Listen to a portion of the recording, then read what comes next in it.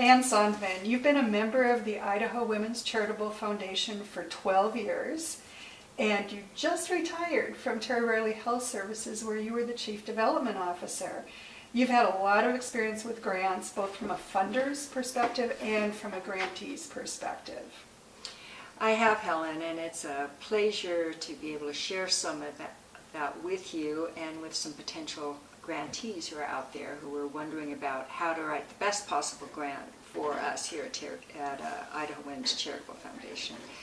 And the tips that I'm going to give you are they're not specific to Idaho Women's Charitable Foundation. They're good, solid ways to get a grant written and funded that are, I think, applicable to a whole variety of funders out there. So the first thing I want to say is that when you're writing a grant, yes, of course, you want to get funded for your project, but really the first thing you need to think about is it's about the funder. And what does the funder want to fund? Now, for Idaho Women's Charitable Foundation, we have some specific areas that you really have to meet at least one of to even be considered. So that's the very first thing to check when you're reading through a website or a grant application is, what does the foundation want to fund? Because if you're asking for money to build a baseball field and they're only interested in funding the arts, it doesn't matter how great a grant application you write. You're just not going to even make the grade. So that's the first thing. And the second thing is it's about the community. You are asking, hopefully, for funding to meet a community need. So, and just about anything that a nonprofit is going to do hopefully relates back to a need in the community. And you need to be able to identify it, preferably with numbers, statistics out there, the number of people in the area who live there, the number you're going to serve, if it's a disease or a health issue or an education issue, the facts that are out there, to really talk about what the gaps in services are and what the need is and how your organization fits in. So I think that's the first thing that I want to say. Yeah, it's about you and your organization, but that can't be the first thing you consider. And then the second thing is, when you're talking about the need, are there some other organizations that are already working in this area? And what pieces to the puzzle are they addressing, and what remains to be done? Or maybe they're doing a great job meeting the need you've identified, but they don't provide services in your area. So what else is out there? What are good models that have been shown to work? Is there evidence? Or if you're asking for equipment or funding for something that's more of a capital need, how do we know that that'll meet the need that you're trying to address? So that's the very first thing I say about writing grants, is it's about the community and it's about what the funder wants to do to meet the needs in the community. And then it's about thinking through what it is that you want to do to meet those needs. And this is often called, not the method section, where that's going to come later, but what is your goal and what are the objectives of how you're going to work towards that goal, and how are you going to know if you actually met those objectives. Now, often this is called the goals and objectives section in a grant. It can be placed in different parts of the grant, but it's very important that you know what those words mean, at least how we're using them here at Idaho Women's Charitable Foundation. So in general, I think you can think of the goal as being the big picture. So what do you want to do? For example, if you were a health organization working in Africa, you might say no children will suffer from polio. In Idaho, we might say no children will suffer from whooping cough, because that's come back again. And then you're going to talk about, for an objective, what specifically are you going to accomplish that you could measure? For example, if it's a polio thing, we might say 90% of children entering the first grade in Boise public schools in 2014 will be fully vaccinated against polio by September 30th, 2014. So be able to identify in your objective, what are you doing, how much are you doing, and who you're doing it to, and by when. so you really will know if you've met that. Often when we just chat with someone in the grocery store, we use goals and objectives interchangeably, but in the grants world, they usually have different meanings, and that's important to know. And then the whole question of evaluation, it can be a big piece for some grants, especially if they're giving you money to evaluate, but for most smaller foundations like Idaho Women's Foundation, Charitable Foundation, it's how are you going to find out what are the measures you're going to use to know if you accomplished your objective. Now, with something like immunizations, it's pretty simple. How many children are enrolled in school in Boise in the first grade by the end of September, and then of those children, how many got vaccinated? And then using what criteria? Well, maybe you're choosing CDC criteria or WHO, but you specify exactly how you're going to evaluate that. And it's important you do it from the beginning, because it's very hard to go back at the end of year one when you have to do an end of progress report and report on what you did if you didn't start measuring it from the start. So you always want to build in evaluation from the very beginning. Sometimes if you're asking for money to buy, say, a bulldozer to fix trails in the Boise foothills, which is one of the projects we've funded in the past, it's pretty simple. Your objective is bio bulldozers to improve our trail building capacity by the end of this fiscal year. And then your evaluation is bulldozer is purchased and here's the invoice. So it can be as simple as that, or it can be slightly more complicated depending on what your project is. So then we get to what is your project? And I like to think about thinking like a journalist. So a journalist, I've been told, because I'm not trained as one, asks questions with 4 H's and 4 W's and an H. So the what, who, when, why, and then how are you going to do it? So what is it you're going to do? So what's your project? Who is the target population? And who is going to be working with you to accomplish this task? When is your project going to occur? And sometimes in grants, there's a request for a timetable, whether it's by quarter or by month, by year. Even if there isn't one, it's often handy to think through for yourself how you're going to get from taking the check in hand to turning in your final report in terms of getting your steps done. And then why are you doing this? Well, hopefully you've built a good case when you've been talking about the needs assessment, but it never hurts if it's, especially if it's not that clear, to feed back into to that explanation of why you're doing this in your methods section to remind the reader if it's not quite so clear. And then how are you going to do this? This is what we usually think about for a project. What are the activities you're going to do? And depending on how much space you have to write your grant, you'll be able to give more or fewer details on how you're actually going to accomplish this. And then the last thing on your project, I think, is to appeal to the heart and then convince the brain.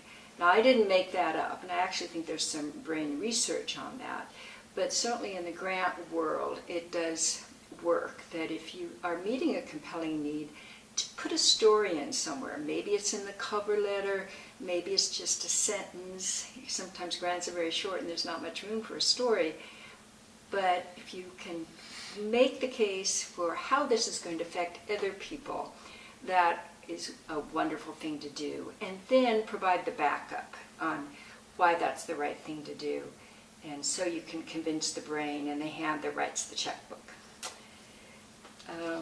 And then usually after you've talked about what it is you're doing with your project, there's a section called your organization or organization summary.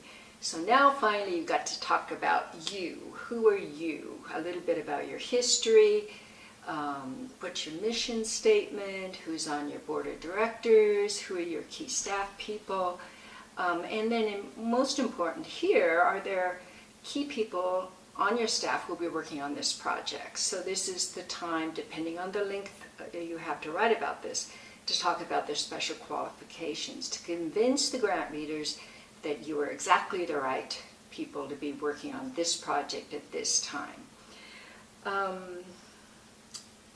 And along with that, if you have experience managing other grants, whether they're private or state or federal, a good place to put it in. And how are your audits? If you're big enough that you have an audit or you have an audit committee, are you fiscally responsible? All grantors want to know that you're going to use the money well. So this is another place you can talk about that. Briefly but appropriately. Often there's a section that talks about how do you collaborate? Or as some people say, who else is with you in the sandbox? So are you the only person working on education in the city of Melba? Maybe you are if you're the school district. Or on parenting? Maybe you are. But maybe there's other groups. And they may overlap or they may not. But if you're working with them, you want to talk about it. And I think a good rule of thumb is don't write anything about another organization versus your own that you wouldn't want them to read. So be fair. play well in the sandbox, because you never know who will be reading that, and it's not going to help your organization if you artificially inflate yourself and put down the other people you're working with. We're a small community, and people know if you're being fair or not. And then the budget. Now sometimes that's a scary piece for people, but because it's numbers, and you do have to make sure the numbers add up. But I think the first rule of thumb is, after making sure there's no math errors, the first rule of thumb is making sure that there aren't any surprises in the budget. So there shouldn't be any items in the budget other than maybe fringe benefits that don't make sense from what you've just finished reading in the grant. So you can't all of a sudden ask for a bulldozer on your budget when your project is about buying art supplies for children in Wilder, for example. It's got to flow. And you also want to make sure that the numbers of hours and the people who you're talking about make sense based on who you've said is going to be involved in your grant. And it has to be reasonable. So for example, if you ask for half of your executive director's time and you're an organization that has 15 staff people, and the executive director is just going to be monitoring that this project happens, that's probably unrealistic, and that'll get caught. This is not a way to pad your budget for your organization. It's got to relate back to what you're going to do. And many organizations, including Idaho Women's Charitable Foundation, will look at your cost per widget, or your cost per person served. So if you're asking for a $30,000 grant, for example, for a van to take staff around Idaho to do cultural things for children, and it's going to serve 50,000 children in a year, that's going to mean a much lower cost per person served than if you're only going to serve 50. So that's the kind of, is it reasonable thing that often foundations look at, including our foundation. And then are there other funders? So if you're doing a budget for your project, you want to show, and your budget is bigger than what you're asking for the money from Idaho Women's Charitable Foundation for, you definitely want to show those other funders that have already donated to your project, and also mention the ones you're considering going to.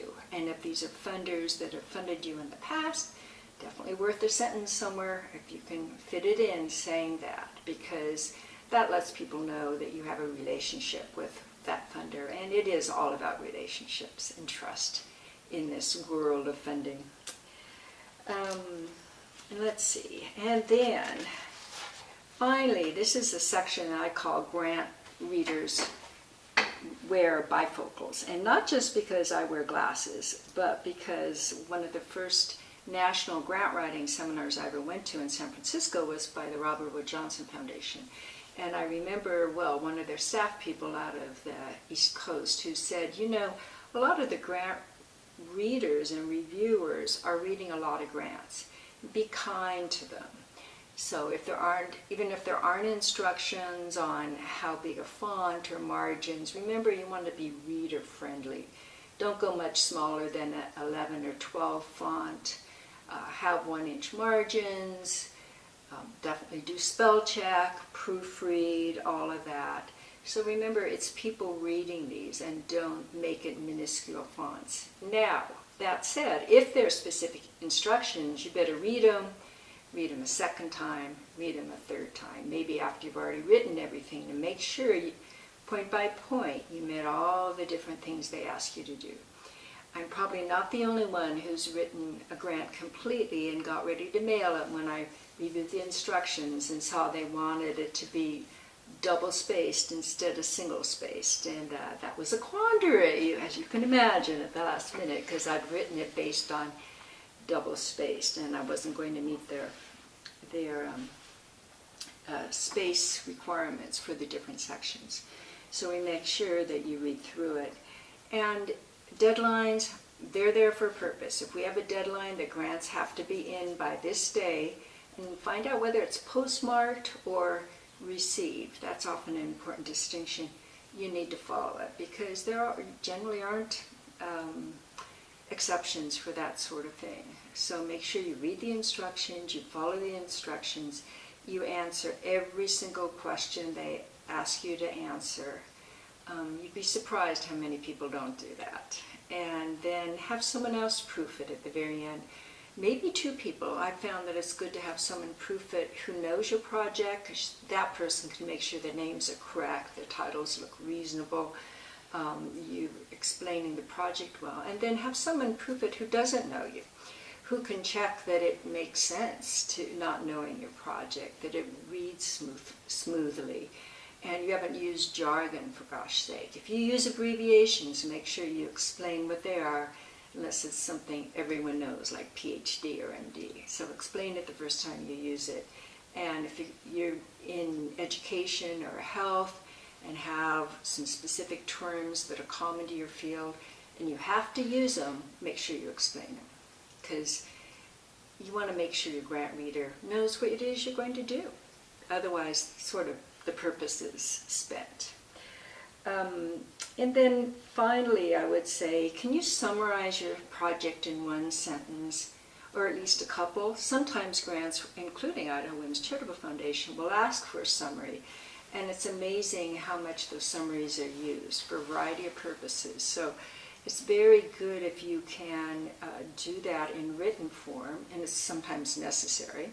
But it's also good if you're in an elevator, for example, that infamous elevator speech, and someone wants to know, what are you doing? And you can tell them, hey, I'm working on this great project, and in 30 seconds you can explain the pithy parts and really have them interested in wanting to support you.